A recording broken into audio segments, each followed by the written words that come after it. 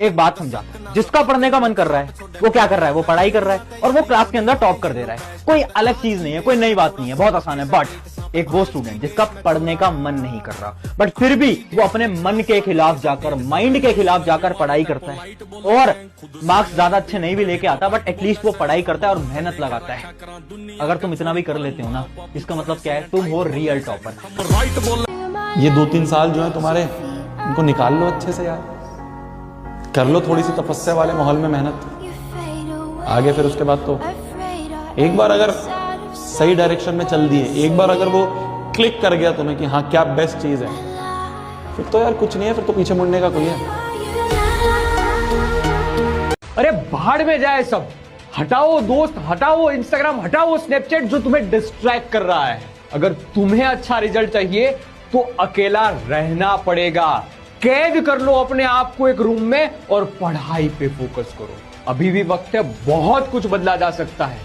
नहीं हो रहे तुमसे न्यूमेरिकल, हम साथ में करेंगे। नहीं हो रहे तुमसे केस स्टडी बेस्ड क्वेश्चन, हम साथ में करेंगे। नहीं हो रहे तुमसे डेरिवेशन, हम साथ में करेंगे। लेकिन आपको शुरुआत करनी होगी और अभी ही शुरुआत करनी होगी, अभी नहीं कभी। पढ़ाई ढंग से हो रही है, नहीं हो रही है, दम लगा रहे हो ना, इस साल ऐसा स्कोर आना चाहिए कि आसपास वाले लोग देख के डर जाए कि भाई साहब क्या स्कोर लेके आया है। तुम इस साल तुम ऐसा स्कोर लेके आओगे, मेरे पे विश्वास रखो। मैं हमेशा बोलता हूं, कम पढ़कर भी जो बच्चा अच्छा स्कोर लेके आए उसे एक लेजेंड कहते हैं और तुम एक लेजेंड हो, ला सकते हो। अपने पे विश्वास रखो। आपने अपने बच्चे को पढ़ाना है तो नहीं पढ़ रहा है, पढ़ाना है, 10th टॉप करवाना है और बच्चा अपना शांति से बैठा कि भैया हमें पढ़ना ही नहीं, चाहे जो कर लो। तो आपने अपने बेटे से कहा कि तुझको हार्ले डेविडसन दिला दूंगा 10th के बाद, एक्सटर्नल फोर्स लगा दी, अब वो 6-6 घंटा पढ़ रहा है। यही तो है न्यूटन का पहला नियम। मैं तुम्हें एक सच बात बताऊं बच्चे, ना तो तुम्हारा 10th का एग्जाम, ना 11th का, ना 12th का, ना जेई का, ना ही नीट का, कोई कितना बड़ा एग्जाम हो, वो तुम्हारी लाइफ का फाइनल फेज नहीं है, वो तुम्हारी लाइफ का फाइनल जजमेंट नहीं है। इस चीज को समझना बहुत जरूरी है बेटा कि ये एग्जाम, ये 10th का एग्जाम खासकर, सिर्फ एक छोटा सा चैप्टर है तुम्हारी लाइफ के। आगे तुम्हारी इतनी बड़ी लाइफ पड़ी है और लाइफ में कितनी सारी चीजें पड़ी हैं।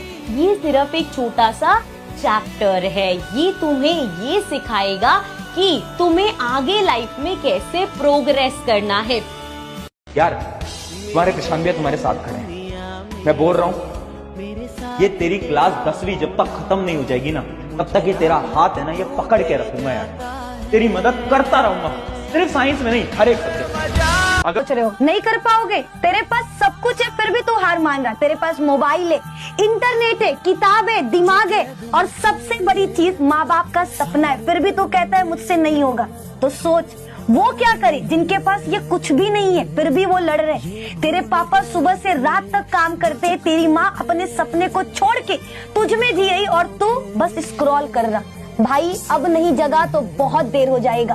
ये पढ़ाई तुझे एक रूम से उठाकर दुनिया के सामने खड़ा कर सकती है, तो उठ, मेहनत कर, क्योंकि एक दिन रिजल्ट नहीं, तेरी माँ की आंखों में चमक और पापा के चेहरे पर मुस्कान लिखी जाएगी।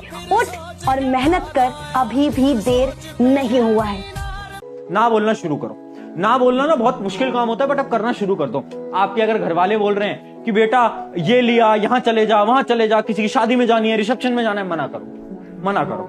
बोलो पापा मेरा एग्जाम है ना, पापा प्रशांत भैया ने बोला है नहीं जा सकते अब ना, अब एग्जाम के बाद ही जाएंगे जहां जाएंगे। तुम्हारे दोस्त बोल रहे हैं यार आना फ्री फायर खेलते हैं, उनको बोलो फ्री फायर हो गया, एग्जाम के बाद दोस्ती निभा लेना, अब नहीं। से नो टू एवरीवन जो कि तुम्हारी पढ़ाई के बीच में आ रहा है। अगर पढ़ाई के बीच में इंस्टाग्राम आ रहा है, उड़ा दो इंस्टाग्राम। से नो टू एवरीवन। अभी आपका पढ़ाई में बिल्कुल भी मन नहीं लग रहा होगा ना, एक बार आप एकांत में बैठकर ये जरूर सोचना कि आपके पास पढ़ाई करने के अलावा कोई और ऑप्शन है या इतना पैसा है आपके पास कि आप बिजनेस कर लो। सबसे मेन हैक है भूख लाओ अपने अंदर, उसके लिए पागलपन लेके आओ। जिस गोल के लिए तुम पागल हो रहे हो, जिस गोल के लिए तुम पीछे पड़े हो, जिस दिन वो पागलपन आ जाएगा ना, सारे हैक भाड़ में गए, अपने आप हर चीज ट्रैक पे आ जाएगी। छोटी मोटी बात नहीं है, ये करियर का पीक टाइम है। अगर अभी मक्कारी काटी, आज ध्यान नहीं दिया ना अपने सपनों पर, तो कल तुम पर कोई ध्यान देने वाला नहीं रहेगा। दुनिया बेटा बहुत मतलबी है। अरे मेरे बैक बेंचर स्टूडेंट्स, कुछ भी नहीं आता हो फिर भी लिखना है, तेरा प्रशांत भैया बोल रहा है कुछ नहीं आएगा तो भी तू लिखेगा और तुझे नंबर मिलेगा, ठीक है? हाँ, लिख, कुछ भी लिख, नहीं आ रहा समझ में तो थोड़े बहुत नंबर तो आएंगे। पेपर छोड़कर मत आना, आखिरी मोमेंट तक तेरी फाइट है, तेरी जंग है। और जब लगे ना डिमोटिवेशन फील हो, अपने माता पिता के एक बार चेहरे को इमेजिन करना कि यार जब तू रिजल्ट लाएगा वो कितना प्राउड फील होंगे। और याद रख, this exam will be best exam of your life. और अभी कमेंट भी कर। फेल होता है ना कोई बच्चा तो सबसे पहले उसकी मार होती है, लेकिन पापा चुप हो जाते हैं। रिश्तेदार हंसते हैं और दोस्त ताना मारते हैं, पर वो बच्चा अगले दिन फिर किताब खोलता है क्योंकि उसे हार मानना आता ही नहीं। बहुत अच्छी लाइन है सीखने के लिए कि बिजली सी तेज रफ्तार बनना है। याद रखना दोस्त, तुझे तलवार बनना है। आईआईटी कर, नीट कर, गेट कर या कर कुछ भी, पर एक शानदार इंसान बनना है। टाइम जब बदलता है ना, जब मजा आता है, ठीक है? और ये सब जब पॉसिबल हो पाता है जब तुम अपने गोल के लिए, अपना जो भी चीज तुम्हें मेहनत करनी है उसके लिए फोकस है। तुम सबके लिए एक ना एक चीज लिखी हुई है ऊपर वाले ने, और वो तुम्हें मिल जाएगी। बस वो ये देखता है ऊपर वाला कि क्या तुम उसके लिए मेहनत कर रहे हो। जैसे ही रिजल्ट आएगा ना, सबसे पहले वो रिश्तेदार जिनको तुम जानते भी नहीं हो, वो फोन करेंगे, पूछेंगे बेटा रिजल्ट क्या आया, रिजल्ट क्या आया, रिजल्ट क्या आया।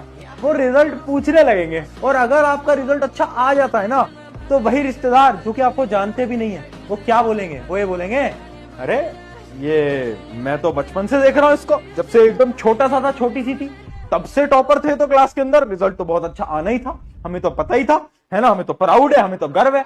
और वहीं पर ही बाई चांस अगर रिजल्ट बेकार आ जाए तो वही रिश्तेदार जो नहीं जानते तुम्हें बोलेंगे, पूरे समय फोन चलाता रहता था, बस फोन चलाता था, गेम खेलता था, है ना? दोस्तों के साथ बाहर घूमती थी ये लड़की, तो इस वजह से इसका रिजल्ट नहीं आ पाया। किसी को नहीं पता कितनी रातों का स्ट्रगल छुपा है एक रिजल्ट के पीछे।